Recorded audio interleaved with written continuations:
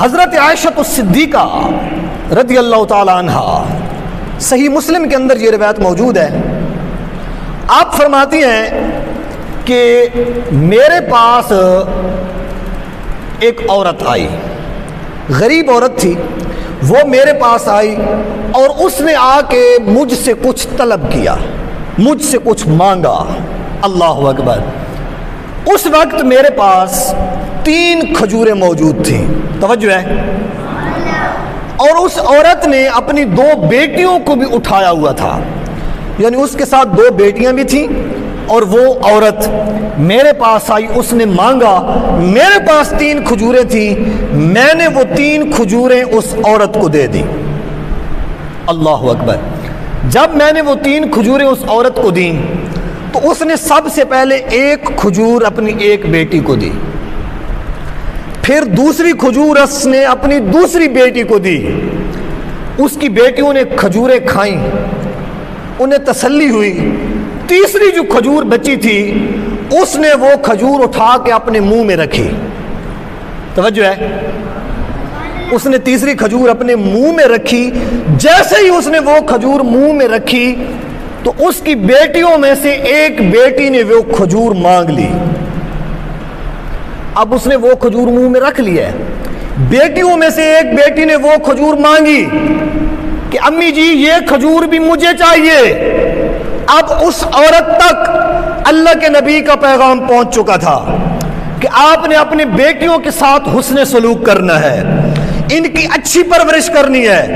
ان کی تربیت کا خیال رکھنا ہے۔ اور اس عورت نے اپنے منہ سے وہ کھجور نکالی، اس کھجور کو 2 ٹکڑوں میں بانٹا، ایک ٹکڑا اس نے ایک بیٹی کو دے دیا، دوسرا ٹکڑا اس نے دوسری بیٹی کو دے دیا۔ اپنے منہ کا لقمہ اس نے اپنی بیٹیوں پر قربان کر دیا، اس نے اپنی بیٹیوں کو دے دیا۔ یہ وہی لوگ تھے عرب کے جاہل جن کے بارے میں میں آپ کو بتا چکا ہوں کہ بیٹیوں کو زندہ دفن کر دیتے تھے، بیٹیوں کو ذبح کر دیتے تھے، بیٹیوں کو یہ اپنے لیے جو ہے نا ذلیل اور نفرت والی تصور کرتے تھے۔ یہ وہی لوگ تھے جو آج اپنے منہ سے لقمے نکال کر اپنی بیٹیوں کو دے رہے ہیں۔ یہ میرے حضور محمد مصطفیٰ کی تعلیم ہے۔ معزز سامعین، حضرت عائشہ الصدیقہ آپ فرماتی ہیں کہ اللہ کے نبی جب گھر آئے، میں نے حضور نبی کریم صلی اللہ علیہ وآلہ وسلم کو پوری بات بتائی کہ آج ایک ایسا واقعہ میرے سامنے ہوا ہے جو میرے دل کو چھو گیا،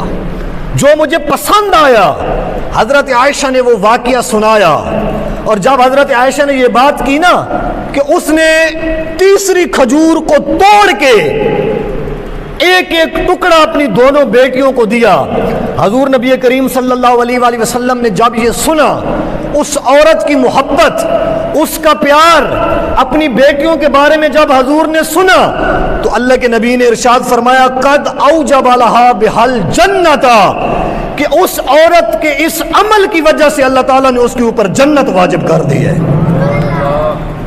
توجہ ہے، اس عمل کی وجہ سے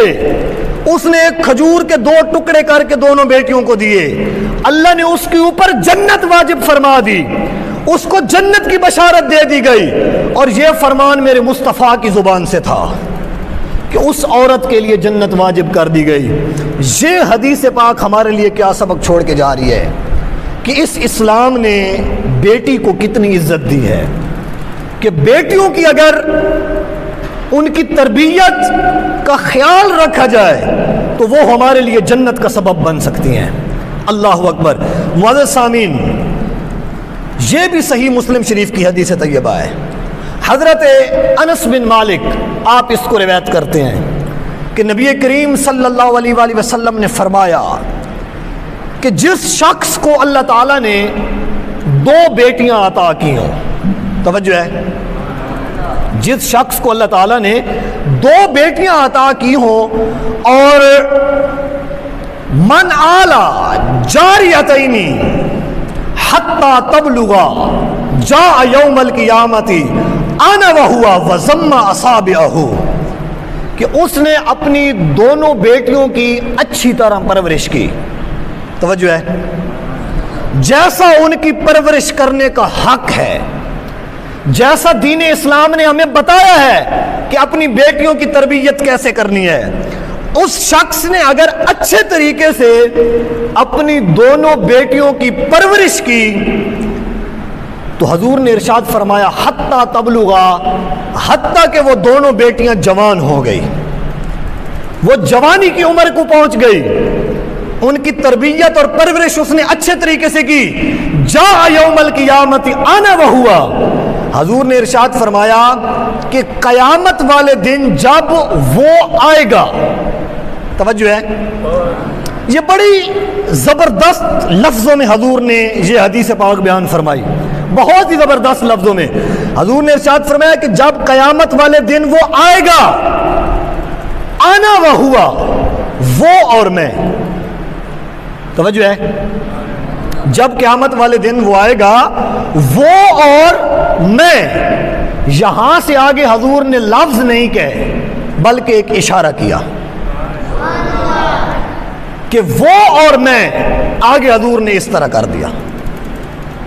یہ اشارہ حضور نے کیا،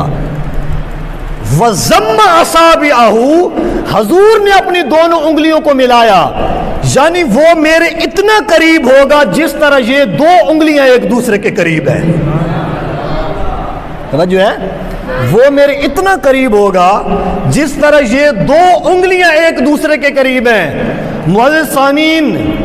آپ اندازہ کریں کہ اپنی بیٹیوں کی اچھی پرورش کرنے والا شخص، اسے قیامت والے دن حضور کا کتنا قرب نصیب ہوگا۔ بھئی جس کو حضور کا اتنا قرب مل رہا ہے یقینی طور پہ وہ جنتی بھی ہے۔ اس سے پہلی حدیث میں آپ سماعت فرما چکے ہیں کہ عورت کے اس حسن سلوک کی وجہ سے اللہ تعالیٰ نے اسے جنت عطا فرما دی ہے۔ معزز سامعین، آپ نے قرآن مجید کی آیات بھی سنی، احادیث طیبات بھی سنی، ہمارے لیے ان میں یہ سبق ہے کہ اگر ہمارے گھر میں بیٹیاں موجود ہیں تو پھر ان کی ہم پرورش محبت سے کریں، ان کی ہم پرورش عزت سے کریں، جو طریقہ کار ہمیں اسلام نے دیا ہے اس کے مطابق ان کی پرورش کریں، اپنے بیٹوں کو بیٹیوں پر فوقیت نہ دیں، جیسی چیز آپ بیٹوں کے لیے لا رہے ہیں